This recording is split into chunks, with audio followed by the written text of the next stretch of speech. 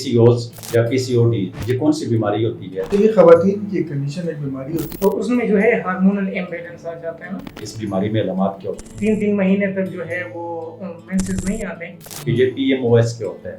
तो ये जिससे मैंने बताया पहले पॉली एंडोक्राइन मेटाबॉलिक ओवरियन, चेहरे पर बाल आने की वजह जिसे एंड्रोजन या टेस्टोस्टेरोन जो कहा जाता है। तो सिस्ट के हवाले से हमको कौन सी ऐसी मेडिसिन है जो होम्योपैथिक में प्रिस्क्राइब की जाती है? तो उसके लिए हम ओरेनियम मेडिसिन रिकमेंड करते हैं। लेकिन मैं ये चाहता हूँ कि डॉक्टर साहब थोड़ा सा ये डिटेल में बता दें कि ये पीएमओएस क्या होता है। ये जिससे मैंने बताया पहले पॉली एंडोक्राइन मेटाबॉलिक ओवरियन, इसलिए इसको कहा जाता है क्योंकि एंडोक्राइन ग्लैंड से रिलेटेड वो होता है और मेटाबॉलिक डिसऑर्डर इसमें आ जाते हैं, यानी आगे चल के जो है इंसुलिन रेजिस्टेंस जो है वो आ जाती है पेशेंट्स में, और इंसुलिन रेजिस्टेंस की वजह से वो डायबिटिक या टाइप 2 डायबिटीज़ उनमें नमूदार होती है। अच्छा, ठीक है। बहुत सी ऐसी पेशेंट्स जो अक्सर हमारे पास आती हैं, तो उनके साथ जो है हम जब भी उनकी हिस्ट्री लेते हैं तो उसमें ये चीज़ हमें प्रीवियस हिस्ट्री में अक्सर मिलती है कि उनको जो है मेंसेस उनके डिस्टर्ब रहते हैं, या उनको पीसीओएस का कोई या सिस्ट वगैरह का कोई और इशू होता है, तो ये इन्वेस्टिगेशन जब करवाई जाती हैं तो उसमें ये चीज़ें आ जाती हैं। अच्छा डॉक्टर साहब, ये चूँकि बहुत सारी हमारी माएँ बहनें और बहुत सारे डॉक्टर्स भी ये प्रोग्राम सुन रहे होते हैं, तो मैं उनकी आसानी के लिए ये पूछना चाहता हूँ आपसे कि ये रिसर्च में अभी जो पीसीओएस को के बजाय या पीसीओडी की बजाय पीएमओएस का नाम क्यों रख लिया गया है? इसमें तब्दीली क्यों आ गई? इसके हवाले से वो जिस तरह के मैंने बताया कि एंडोक्राइन ग्लैंड से चूँकि रिलेटेड हो जाती है, इसमें आपके फॉलिकल स्टिमुलेटिंग हार्मोन जो होते हैं वो भी डिस्टर्ब होते हैं, इसमें टीएसएच भी डिस्टर्ब होता है अक्सर, तो ये एंडोक्राइन ग्लैंड्स में आती हैं ये चीज़ें। और अगर मैं इसमें थोड़ी सी आसानी करना चाहूँ और मैं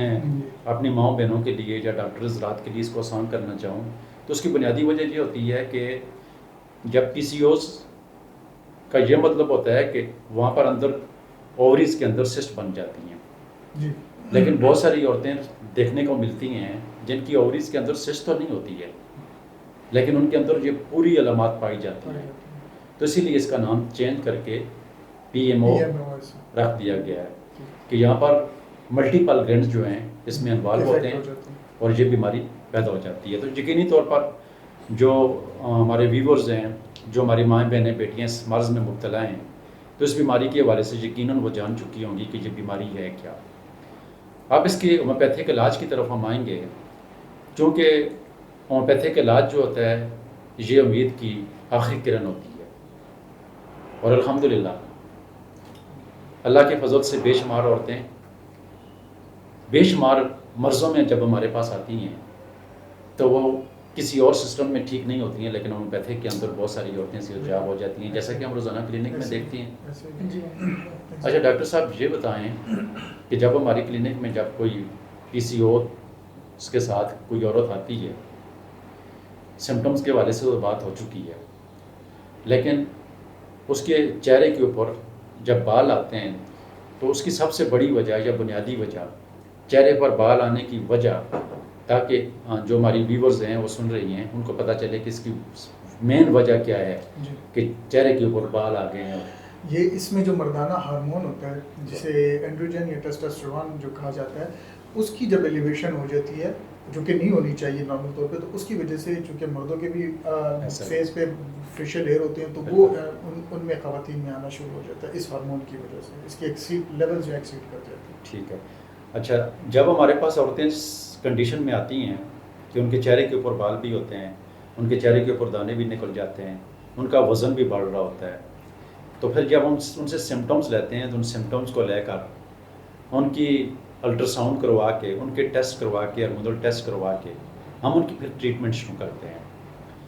तो ट्रीटमेंट हमेशा कॉजेटिव फैक्टर के ऊपर की जाती है, जिस तरह के ये वान homeopathic clinic and research centre का जो पैनल बैठा हुआ है डॉक्टर साहिबान का, और ख़ासकर जो मेरे गिर्द जो दोनों डॉक्टर साहब बैठे हुए हैं, तो हम तीनों मिल के मुख्तलिफ़ बीमारियों के ऊपर तहकीक भी करते हैं, रिसर्च भी करते हैं। तो अभी इलाज के हवाले से भी हम आपके साथ पूरी डिटेल में बात करेंगे। तो होम्योपैथिक में इसका बड़ा बेहतरीन इलाज किया जाता है। जैसे कि मैंने आपको बताया कि हमने आपको बताया कि जो इस बीमारी में औरतें आती हैं तो उनमें एक सबसे बड़ी वजह ये भी होती है कि उनका वज़न बढ़ना शुरू हो जाता है। और वज़न बढ़ने के साथ साथ इंसुलिन रेजिस्टेंट जब होती है तो वो मुख्तलिफ़ किस्म के कम्प्लिकेशन में भी पड़ जाती हैं, जैसे कि शुगर के मसाइल हो जाते हैं, जैसे कि ब्लड प्रेशर के मसाइल हो जाते हैं, जैसा कि थायराइड के साथ भी ऐसे औरतें आती हैं। तो हम उन अलामात को देख के हम इलाज कैसे करते हैं। अच्छा डॉक्टर साहब ये बताएं कि जब ओवरी के अंदर बहुत सारी प्रॉब्लम होती हैं, बहुत सारे मसाइल पैदा हो जाते हैं, तो उस ओवरी को ठीक करने की जो सबसे पहली मेडिसिन जो बहुत ज़रूरी होती है, तो वो ऐसी कौन सी मेडिसिन है जो हम अपनी क्लिनिक में तकरीबन हर मरीज़ा को लिखते हैं ओवरी को ठीक करने की जो ख़ास मेडिसिन है, ख़ासकर PCOS के केसेस में, तो वो कौन सी पहली मेडिसिन है ताकि डॉक्टर्स को भी पता चले और जो औरतें प्रोग्राम देख रही हैं उनको भी पता चले। मियाज़मेटिक जो मेडिसिन हैं उनमें ट्यूबरकुलिनम, अगर तो फिजिक वाइज जो है खातून इतनी ओबीस नहीं है तो फिर ट्यूबरकुलिनम हम प्रेफर करते हैं, और अगर खातून जो है वो ओबीस है तो फिर मेडोरिनम की तरफ जाया जाता है इसमें। ठीक है।